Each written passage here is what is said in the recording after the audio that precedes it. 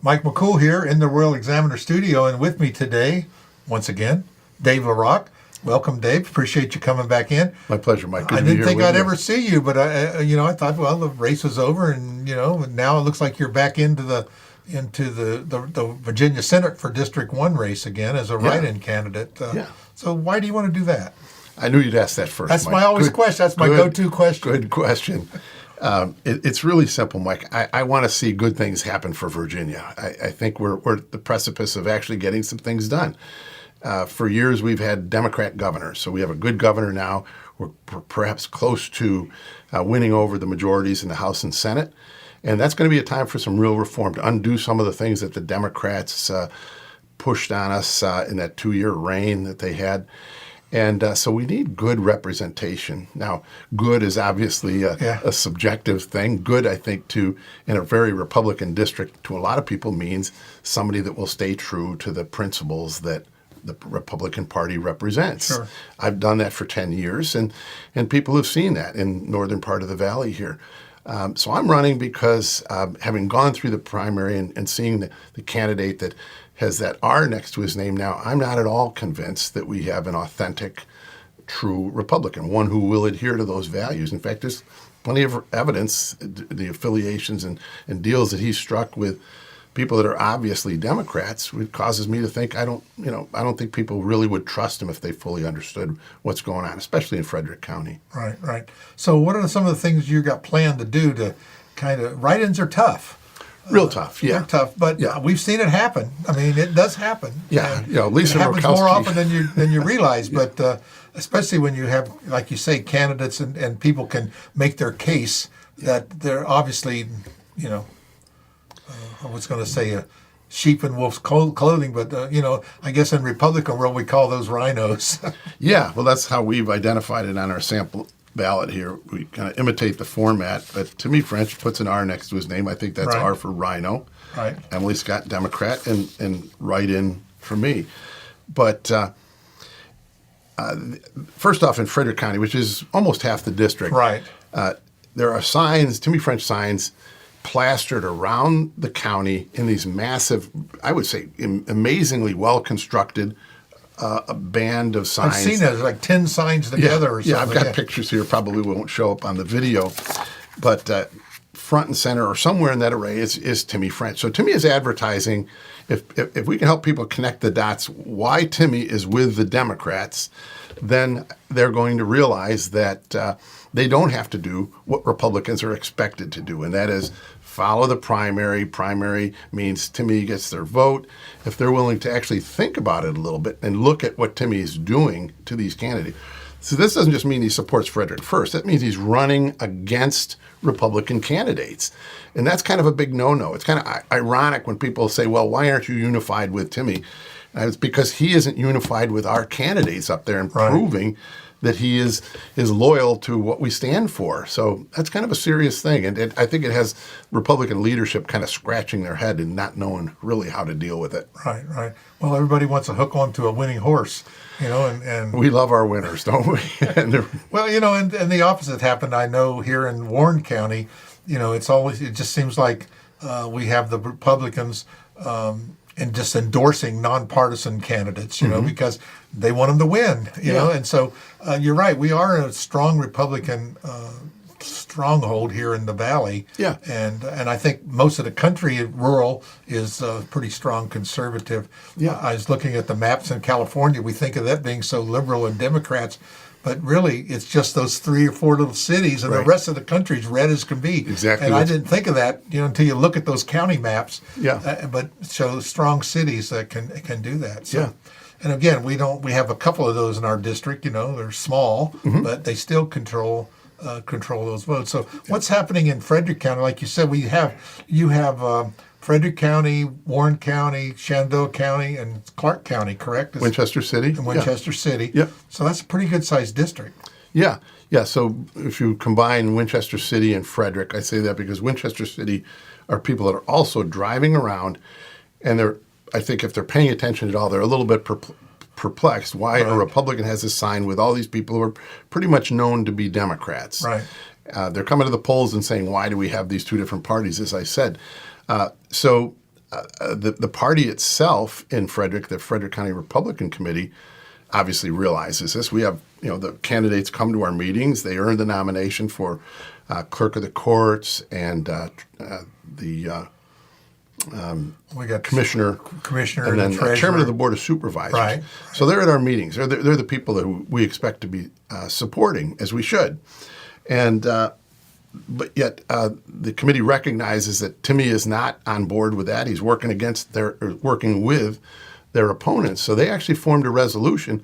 Kind of surprised me because it was pretty bold, and it said, Timmy, you will send us a written a letter of support for our Republican candidates, or we won't put your name on a sample ballot.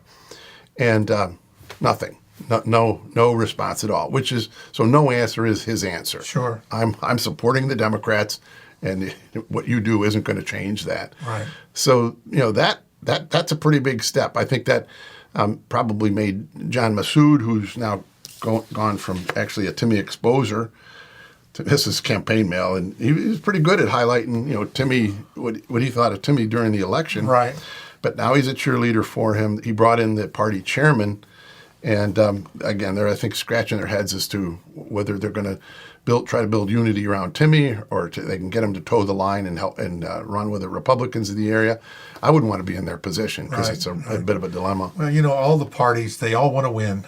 Yeah. It doesn't matter whether Republicans or Democrats, they get a candidate. Yeah. And, sometimes they're not always the best choice. Sure. But it seems like, they don't care as long as they get a win, Too often, I think we're asked to vote for the lesser of two evils. I think that's sometimes it's not much lesser. That's been, and it's really a shame that, and again, it takes courage to come out and do these write-ins, I think. And it's a shame that we don't have more candidates. We've got several major positions, offices like Board of Supervisors and School Board and clerk and Commonwealth, no opponents. Yeah. No opponents. Yeah. And so, you're on the ballot. Whether as long as you get one vote, you're in. Yeah.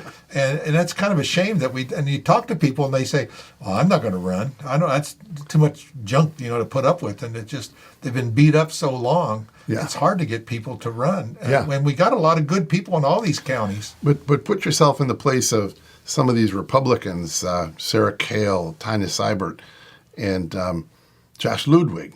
The Republicans who've earned that and are running as true Republicans, and yet the top of the ticket, or who should be the top of the ticket, is running against their opponents. What does that say to people the next time around? My own party wouldn't help me get elected. Exactly. Some of them did. Don't get me wrong, the committee is doing whatever they can to help them. That's the local level. But when you have the governor saying, I'm siding with the guy that is promoting your opponent, your Democrat opponent, it gets mixed up. And if people can register what's happening there, it won't encourage others to run as Republicans. Yeah, right. It makes it sound like you might end up out in the cold all by yourself, and Right. that's not encouraging if you are already intimidating process. Right. Well, you have some kind of events coming up where people can come out and meet you or talk to you. You've been doing it before in the primary, so people know you, but I'd love to have a forum with Timmy. So, he could.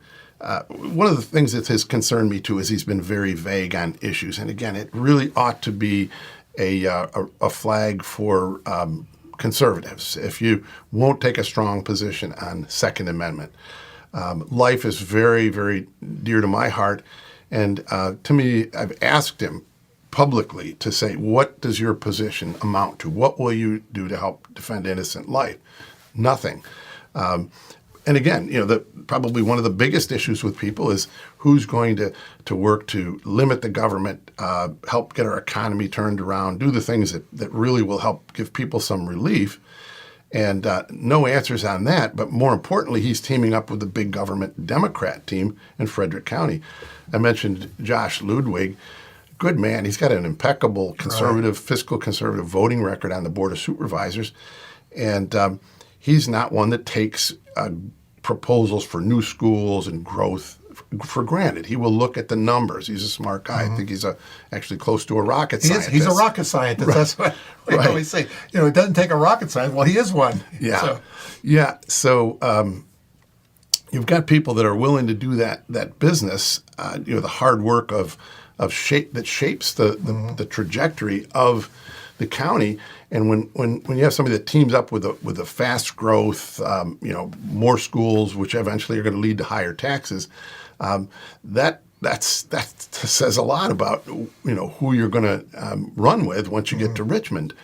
I've learned from talking to people in the Valley that we used to say, don't Fairfax Loudon, and then Loudon got pretty well Fairfaxed, and I think it's even to say don't Fairfax Frederick. Right. Well, you're a little behind the curve because it's happening.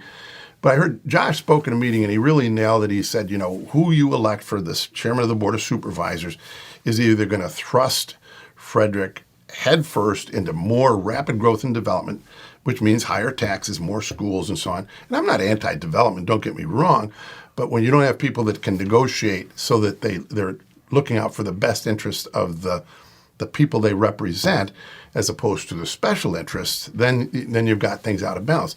Josh is that candidate. He's running against a guy who will be a yes man for any of the projects that come through and eventually lead to higher taxes. And I know the Valley does not want that. They're saying don't Frederick Front Royal, don't Frederick Woodstock, and so on. Yeah. But that's the direction that it. Yeah. So I'm not saying you're going to avoid development. It's always going to happen, but you can either control it so that it doesn't drive people out. Right. What they call it, smart growth? Is that what they call it? Smart. I think growth? that's actually a good term. I don't know. The wrong people coined it first. Probably. Yeah. But you're right. It's happening. But if you don't put some sort of control over it and make sure, and you got to think, it sounds good today, but how's it going to affect us 20 years from now or 10 years from now? Sometimes our government that we have really don't think about. They got down in the weeds, and they don't look at long. They have no vision. Yeah. The pro-growthers are smart people usually, or they hire smart people, and they've learned the value of a press release. Sure. Yeah. We'll hand you a press release that makes it look like you got something really good done.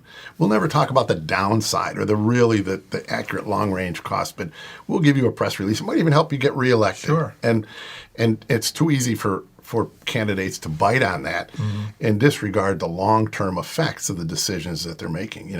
Too many people get power hungry and ambitious and just put aside the good judgment. They should be acting more like, what is the word for someone that scrutinizes the downside of a business? Actuaries. They should be more like actuaries instead of visionaries. Visionaries, okay, but put it past the actuaries before you make the final decision. And unfortunately, too many people are just a sucker for that press release. Right. So what are your plans in the next 6 weeks? Well, I'm not going to Disney World anytime soon. Right. Really just continue to try to get the message out for people to understand, I think, what's gone on, what is going on in Frederick County, and using some modern broadcast techniques and without going into any real detail. Sure. But help people understand what's going on, people who I think want to be represented by a true conservative, and so that when they go to the polls, they may just go ahead and decide to do the write-in along with me. Sure. And there's several write-ins we have, quite a few. Like Warren County's got a lot of all these I told you that are unopposed now have write-in candidates. Interesting. And so people come out of the woodwork and say, whoa, that ain't right. I may not win, but I'm going to make them earn it. They're going to make them work for it. Sure. And so we've done that, and it's always good. I think hopefully the people that do it will get on the ballot next time. If they're not successful. But I think we have a couple of them that look pretty promising. That it's going to be close. I think I've heard the same thing over in Woodstock. There's a challenge to a Board of Supervisors position by a well-liked, well-known, competent conservative, and they're going to give the guy who's been in the office a run for his money. Why they didn't beat him out in the primary, I don't know. You wonder, and again, same thing. Well, I'm not going to run. I'm not going to run. And all of a sudden, somebody said, "What happened? How come no one ran?" Everybody thinks someone else is going to do it. Right. And I think it's really something that we all need to think about. It doesn't hurt to explore that option. Well, the party in power has a real way of shepherding those who tend to agree with them and not lending a whole lot of support to people who kind of want to enter. I ran in a primary 10 years ago against a 20-year incumbent, and it felt a lot like what this feels like. People would say, you have no chance of winning. This guy's well liked. He's got tons of money.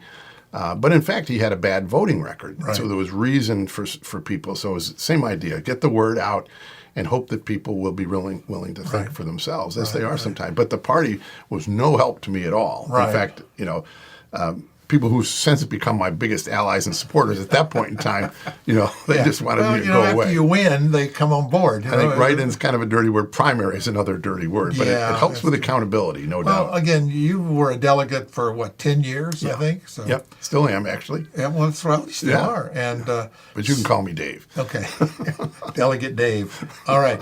But I think it's important. The Senate's an important part of and this new district is really going to change, I think, the way, especially in our county, the representation and support that we're going to have, with at least somebody we know is our senator and somebody we know is our delegate, instead of sharing it with, several others, that never did work out well. So they'll say, you got 3, you don't have any, Yeah.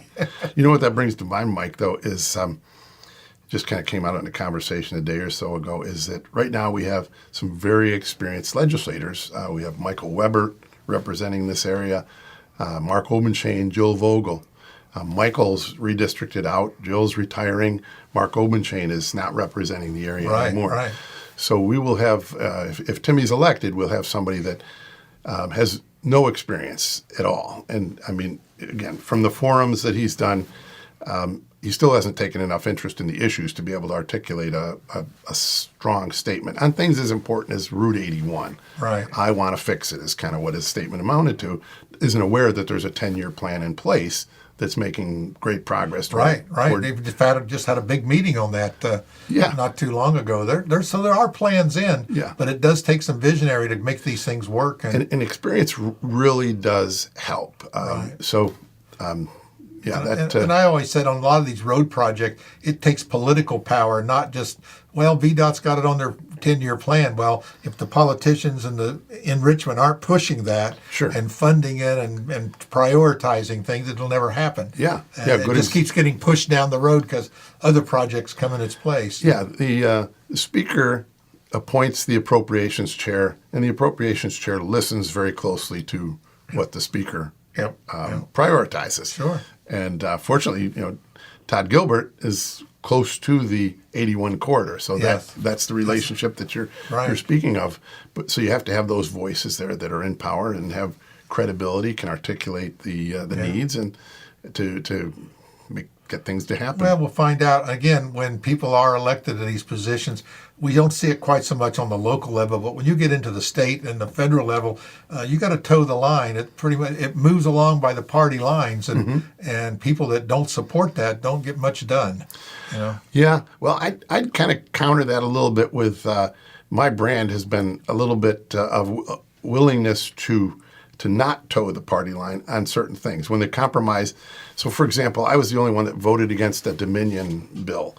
And there was the press release. Dominion's going to lower utility rates. And I thought, you've got to be kidding me. Yeah. You're telling me they're spending $100,000, just wild guess. Sure. But they got lobbyists everywhere, high-paid lobbyists. Oh, yeah. And you're telling me that they want to pass a bill where they're going to lower our utility rates. Just any. That don't make any sense. It doesn't make any sense. Right. But there's some real smart people down there that know how to have the legal mind to look into those bills and say, no, this is where it's going to come apart for the ratepayers. This is what they've built into the bill so that they can make that statement. But some variable down the road is going to change, and it's not going to pay off. So that's right. So I didn't toe the line. I was I think one of 140 that said, no, this just isn't going to happen. And lo and behold, on the last day the House voted for that, it amazed me. The Attorney General's office was in our caucus meeting pitching that. Yeah. So I said, there's something fishy when it's being pushed that hard. Sure, but that's an example. Sure. Toeing the line when you're pulling in the same direction to get something good done. Sure. But being willing to, and that's honestly what persuaded me to go back in the race and run for Senate. If you don't have that voice in the caucus saying, no, let's look at this again. There's something wrong Too with good this. to be true, It doesn't right? pass the sniff test. Yeah, you're right. We have some people on some boards and they don't particularly care for them. I said, but they get the dialogue going. Exactly. They ask questions. Yep.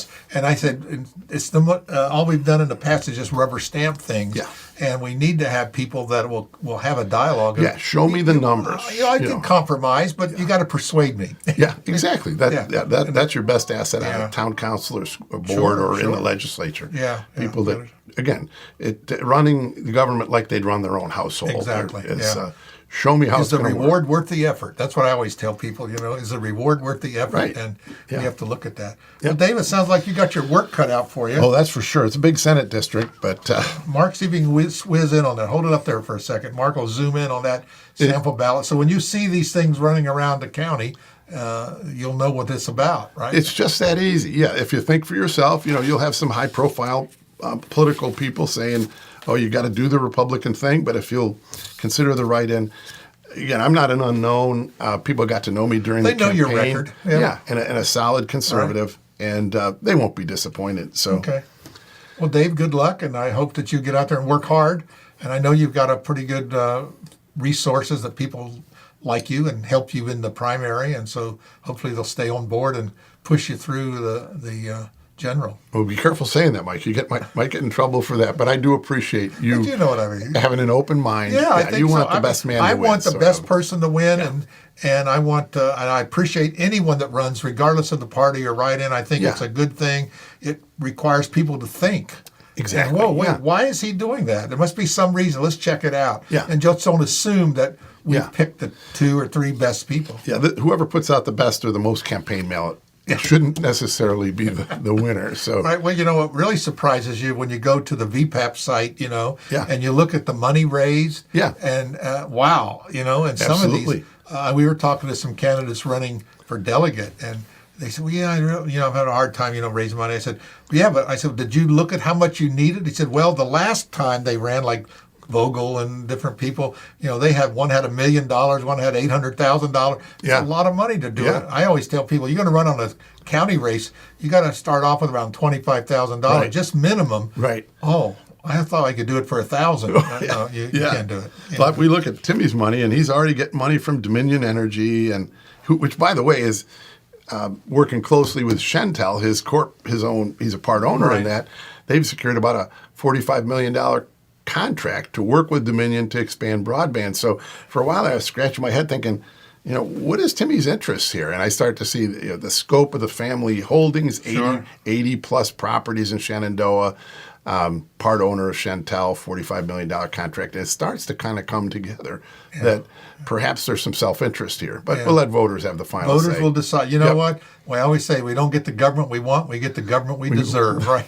Good, very, very wise Yeah, statement. Dave, All right. thank you so much, and we will keep an eye on what's happening. Feel free to, as it gets a little closer, come on back in and tell All us right. how it's going. Sounds And good. we want to encourage you to keep up the fight. Sounds good. All right. All Thanks, right. Dave. Thanks for Appreciate it. taking Thanks the again. time. Sure. Thank you.